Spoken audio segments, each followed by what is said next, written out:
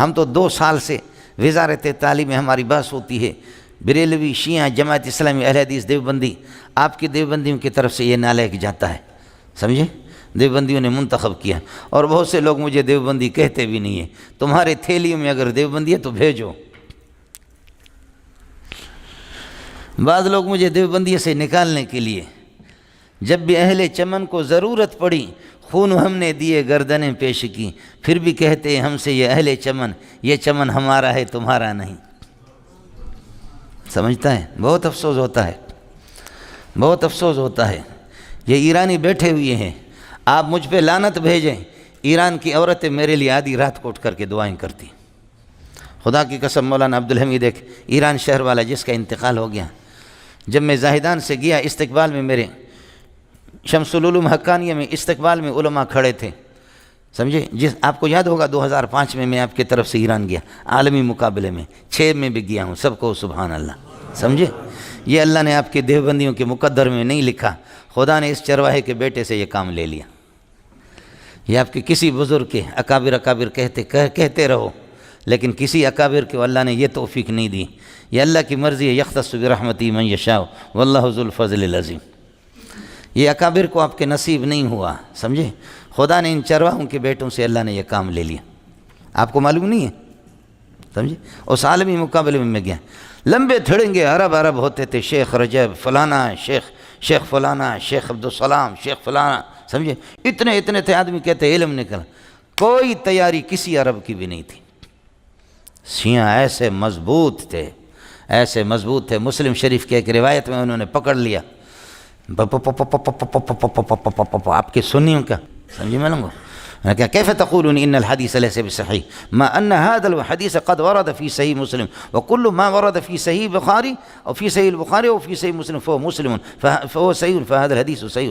اب بتاؤ تم اس موجب کل ما ورد في صحیحین، صحیحین میں جو بھی حدیث آ جائے فهو صحیح، وہ صحیح ہے، تو نتیجہ نکلے گا فہذا الحدیث صحیح۔ اور تم کہتے ہو کہ نہیں یہ روایت صحیح نہیں ہے، یہ صحیح نہیں ہے، یہ موجب جزئی ہے، یہ سالب جزئی ہے، یہ صحیح نہیں ہے۔ سالب جزئی سے تم اپنے موجب کلیہ کو خود توڑ دیتے ہو۔ تمہارے سنیوں کا اتفاقی موجب کلی ہے، کل ما ورد فی الصحیحین فہو صحیح۔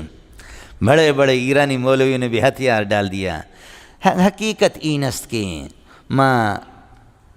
برحال حقیقت آقای سلیمانی حقیقتی نست کہ ما اعتراف میں کنم، ما تسلیم میں کنم کی حدیث بالکل صحیح است، سمجھے؟ یہ حدیث بالکل صحیح ہے۔ ایک بڈھا ایرانی بلوچ بیٹھا ہوا تھا، اس کا میں نے کس کر میں نے کہا کہ جب یہ صحیح ہے تو ہم کے لیے یہاں آ گئے، سمجھے؟ سارے سنیوں نے وہ ہمارے منہ پہ تماچا تھا جی، سمجھے؟ تو میں نے شیوں سے کہا کہ میں نے کہا اب سنی بھی، پوری دنیا کے سنی ہر ملک سے ایک کالمہ یا تمہارے ساتھ ہو گئے، اور تم بھی کہتے ہو صحیح ہے، یہ بھی کہتے صحیح ہے، اب تم ایک طرف ہو گئے، میں ایک آدمی ہوں کہتا ہوں کہ صحیح نہیں، اب میرے ذرا سننا، پھر مجھے جواب دینا۔ اس پر جب میں شروع ہو گیا تو ایک ایرانی عالم وہاں اٹھا، سنی تھا، اس نے میرے پیشانی بوسہ لیا، کہنے لگے کہ مولوی صاحب اللہ کہ منی سجے زندگی طرح رسی، میری دعا ہے کہ میری زندگی آپ کو مل جائے، سمجھے؟ میں آپ کو دیتا ہوں، کچھ پہلے پڑھ گئے مولوی صاحب؟ تو اب ہم تو بھائی دیوبندی بھی نہیں ہیں، سمجھتے؟ بعض ہمارے ساتھی جوش میں آتے ہیں کہ دیوبندی آیا سمجھ میں؟ یہ جو ہوا یہ سلسلہ، بریلوی بہت تکڑا قسم کا آدمی ہے، اور وہ اللہ آپ کا بھلا کریے کہ شیعہ بہت تکڑا قسم کا آدمی ہے، سمجھے؟ ابتدا میں ان کا نام تھا، اگر آپ کے کھاتے میں ذخیرہ میں ہوتا تو کسی کو آپ بھیجتے۔ مجھے پتہ ہے کہ کتنے مشورے اندر ہوئے، اکابرین نے مشورے بھی کیے کہ کس کو بھیجیں۔ آپ کے خطیبوں کو الحمدللہ، اس لیے کہ 2 آیتیں رٹا لگانا الگ ہے، پورا قرآن الگ ہے، ادھر تو پورے قرآن کی بحث تھی، سمجھے؟ میں یہاں راتوں کو اٹھ کر کے روتا رہا کہ اے اللہ اگر ہم غالب آ گئے تو پھر تو ٹھیک ہے، لیکن مغلوب ہو گئے تو یہ دیوبندی میرے ماں کو گالی دیں گے، کس کتے کے بچے کو کس نے بھیجا، آیا سمجھ میں؟ لیکن اللہ کی فضل و کرم سے جا کر کے پتہ کرو کہ کبھی بھی آپ ہارے نہیں ہیں، سمجھے معلوم؟ کبھی بھی کوئی سلسلہ نہیں ہوا اللہ کے فضل و کرم سے، والفضل ما شہدت بہ الاعداء، دشمن بھی آپ کو بتا دیں گے کہ کس قسم کا، سمجھے؟ دشمن بھی آپ کو لیکن کسی نے بھی یہ نہیں کیا کہ جی آپ کو چلو یہ 1,00,000 روپے انعام، یہ 2,00,000 روپے آپ کو انعام، یہ 50، یہ 10,000 کا ایک آپ کے لیے اللہ آپ کا بھلا کرے کہ آپ ہمارے نمائندہ بن کر کے گئے۔ نہیں ہوا۔ ایک اہل حدیث دبئی میں، سمجھے، میں دبئی جاتا رہتا ہوں سیمئی چشمے پہ، اس اہل حدیث کو پتہ چل گیا، اس نے میری دعوت کی، خوب کھلایا پلایا، مجھے کپڑے دیے، اسپیشل قسم کا قلم بھی دیا، 1,00,000 1,50,000 روپے اس نے مجھے دی، سمجھے، کہا کہ یہ میرے طرف سے، سمجھے، اس بنیاد پر۔ سمجھ شریف میں ہے کہ نہیں؟ استاد سلیم اللہ اور حضرت اقدس علامہ علی شیر حیدری رحمۃ اللہ علیہ، قربان جاؤں دونوں پہ، دونوں بڑے تھے۔ حضرت تو ہمارے شیخ ہیں، بڑے ہیں، یہ دونوں کی تھوڑی سی ناراضگی تھی، جامع فاروق علی شیر حیدری نہیں آ سکتا تھا، آج بھی وہ گھر موجود ہے، وہ گھر والے بھی موجود ہیں، سمجھے، یہ پیرزادہ ضیاء الدین صاحب یہ بھی موجود ہے۔ علی شیر حیدری نے جب میں ایران سے واپس آ گیا تو کہا کہ اللہ کے لیے آپ کی زیارت کرنا چاہ رہا ہوں، چونکہ میں نے علی شیر حیدری سے بھی بہت مشورہ کیا تھا، تو فرمایا آپ سے ملنا چاہ رہا ہوں، ہر صورت میں کوئی صورت بناؤ کراچی میں۔ تو میں سوسائٹی میں جا کر کے علی شیر حیدری سے ملا، میرے استقبال کے لیے کھڑے ہو گئے، سمجھے، میرے پیشانی پہ بوسہ دیا، فرمایا اللہ نے ہمارے اکابرین سے بھی یہ کام نہیں لیا، خدا نے آپ کو بھیجا۔ سمجھ شریف میں ہے کہ نہیں؟ یہ اللہ نے کام لینا تھا تو ہم غریبوں سے اللہ نے لے لیا، سمجھے، ہے بڑے دیوبندیت کے چیمپئن بنے ہوئی ہے، سمجھے۔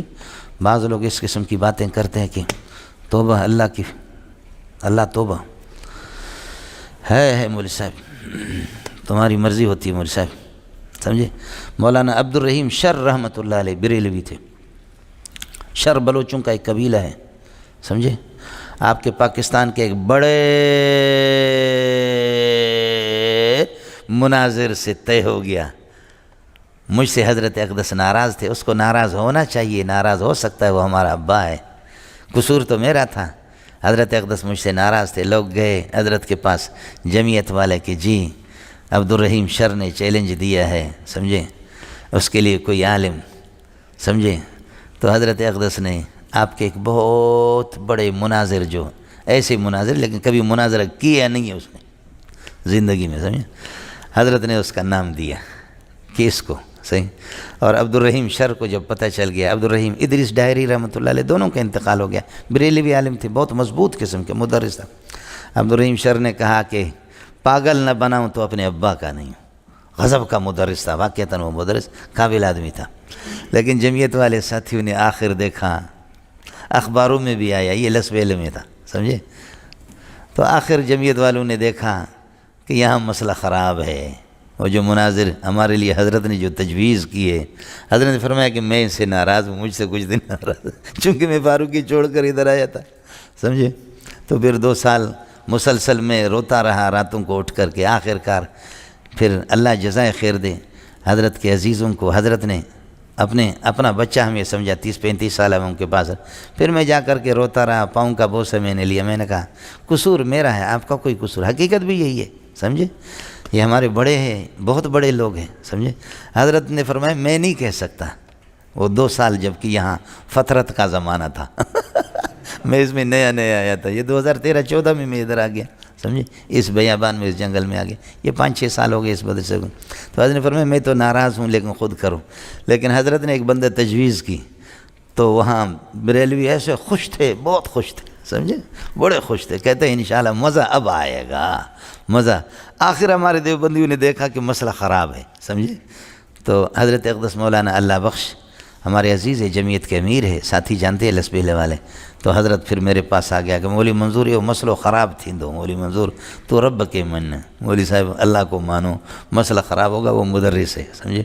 میں نے کہا چلو پھر ٹھیک ہے، میرے پاس تو پورا سیاست دور حدیث میں اکیلا پڑھاتا تھا، تو پھر میں نے کہا کہ جاؤ کوئی مسئلہ نہیں ہے، تاریخ مجھے بتا دو۔ ایک ساتھی کو میں نے کہا کہ یار تو کتابوں کے تھوڑے سے حوالے میں آپ کو تھوڑا بتاتا ہوں، تو حوالے نکالتا رہا، جس دن مناظرہ کرنا ہوگا اسی دن، اس لیے کہ عبد الرحیم کو 2 مرتبہ میں پہلے بھگا چکا ہوں، اس سے پہلے مجھے پتا تھا، ان کو پتہ نہیں تھا، میں عبد الرحیم کو پہلے 2 مرتبہ بھگا چکا تھا، لیکن الحمدللہ عبد الرحیم نے کہا طبیعت صحیح نہیں ہے انہوں نے بدل دیا، سمجھے، حکومت سے بھی اجازت لے لی، انہوں نے کہا بدل دی، سمجھے، تو کچھ تو چائیں تو پلایا کرو کبھی، سمجھے، اتنا تو کرو، بخیل کے بچے، سمجھ رہے ہیں، کبھی چائیں تو پلا دو، مصیبت آ جاتی ہے تو پھر تو ہم لوگ آ جاتے ہیں، ورنہ یہ کہ نہیں، چلو آپ کی مرضی،